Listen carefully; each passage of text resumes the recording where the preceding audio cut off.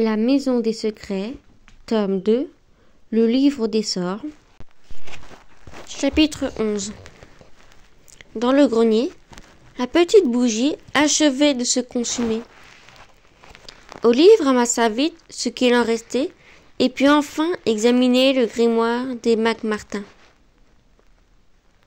La reliure de cuir usé brillait d'un beau reflet ambré. En certains endroits, elles étaient semées de bosses et de fossettes. En d'autres, elles étaient aussi lisses que du verre, là où, peut-être, pendant plusieurs siècles, des mains l'avaient touchée. Ici et là, on devinait d'anciennes enluminures, pareilles à de fines broderies. Olive était si excitée qu'elle faillit marcher sur Hervé, qui l'attendait en haut de l'escalier. « Dis, Olive, dit-il en s'écartant, avant qu'on parte, tu veux bien recouvrir le tableau ?» Olive lança un œil au tableau inachevé. La peinture huileuse luisait à la flamme de la bougie. Les mains d'Aldous étaient accrochées à l'album. Elle rabattit le drap poussiéreux et le tableau disparut comme la scène d'un théâtre quand tombe le rideau. Hervé ne put pas mot ni dans l'escalier, ni quand ils traversèrent le tableau de l'aqueduc. Il garda également le silence dans la chambre rose, le couloir et la salle de bain, où Olive replaça la bougie moribonde. Libre, à présent, de serrer le livre des deux mains. Hervé se taisait toujours lorsqu'ils regagnèrent la chambre d'Olive.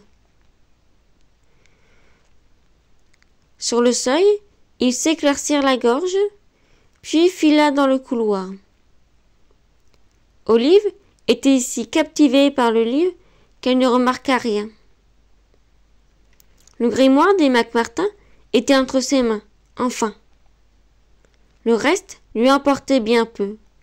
Ses pensées flottaient telles des grains de poussière dans l'air. Elle se glissa entre les draps, alluma sa petite lampe et appuya le livre contre ses cuisses. Il était lourd, presque aussi large qu'Olive elle-même, mais il tenait parfaitement sur ses genoux. Mieux qu'Oriatio ou Léopold. Quant à Hervé, il préférait jouter contre les boîtes aux lettres que faire des câlins à Olive, et rien, pas même un traumatisme crânien, n'aurait pu l'en dissuader.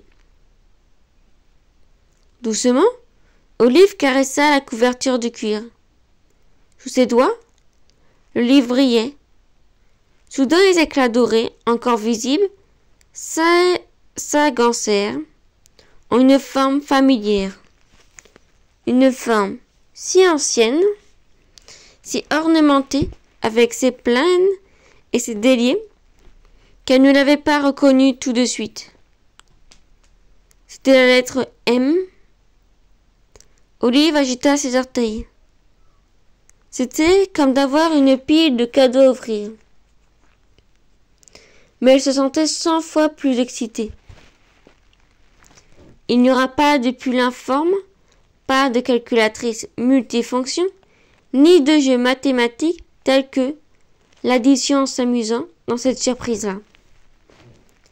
Elle inspira profondément, profita de l'instant, puis elle ouvrit le livre. Le frontispice était orné d'un grand arbre, presque nu, tracé à l'encre bleu nuit. Le tronc était épais, noueux, et il se divisait en un réseau compliqué de branches et de rameaux. C'était difficile à voir, mais sur chaque arborescence, un nom était inscrit en lettres minuscules. La plupart étaient inédits pour Olive. Adar Mac-Martin, Ashley Mac-Martin, Heidi Mac-Martin. Mais, près du sommet, au centre même de l'arbre, elle découvrit un nom inconnu, un nom connu. Aldous McMartin. La branche était remarquée Albert McMartin, puis Annabelle McMartin. Ensuite, rien. Elle se perdait dans les feuilles bleues tout en haut de la page, s'affinant jusqu'à disparaître. Olive s'adossa confortablement contre ses oreillers et, avec 1000 précautions, tourna la page. Sort du sommeil. Le mot « sort » la fit frémir de bonheur. Elle feuilleta les épaisses pages jaunes. Certains termes lui étaient inconnus, comme valériane, eupatoire ou amamélis. Mais la plupart étaient familiers comme camomille ou balton.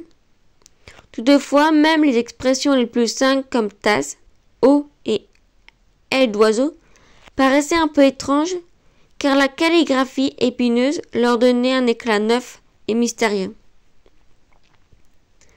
Toute la première partie semblait consacrée au sommeil.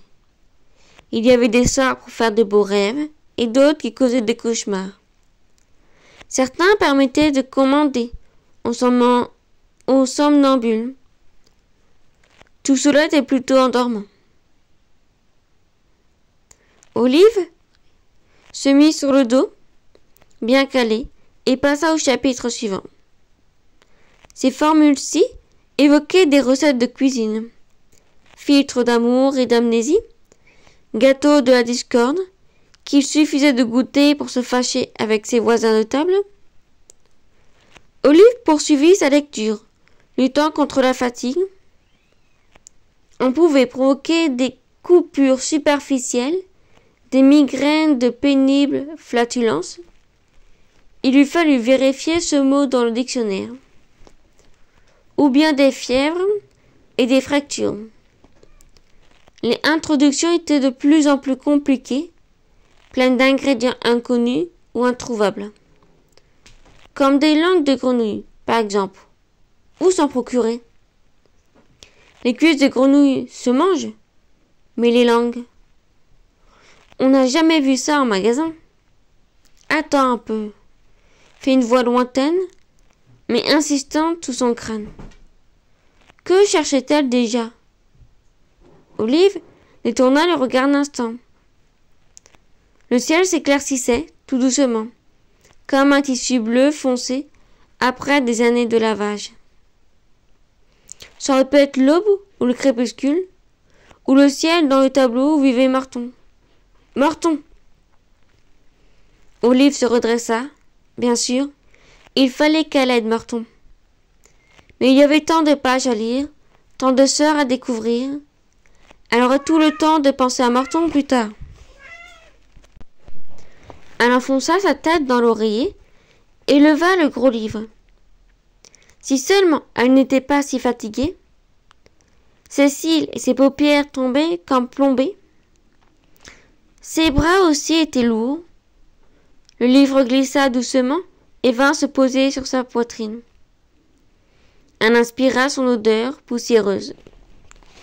Celle d'un magasin d'antiquités ou de chaussons de danse oubliés dans un tiroir, ou encore un parfum plus prononcé, de cannelle ou de rouille, ou peut-être celle d'empreintes digitales laissées 5 siècles plus tôt. En Écosse, dans une maison réduite en cendres. Elle s'endormit, sans éteindre la lumière. Le livre faisait comme un petit toit au-dessus de son cœur. Elle déambula dans des rêves pleins d'arbres, des mains cramponnées les unes aux autres, de papier tourbillonnant dans son rêve le plus profond. Elle ressentit clairement qu'elle faisait partie du sol. Elle y était plantée, ou était peut-être même dessous. Et un arbre poussait de son cœur. Son tronc imposant partait se perdre dans les cieux. Elle dormait des heures et des heures sur sa poitrine. Le livre montait et s'apaisait à chaque respiration.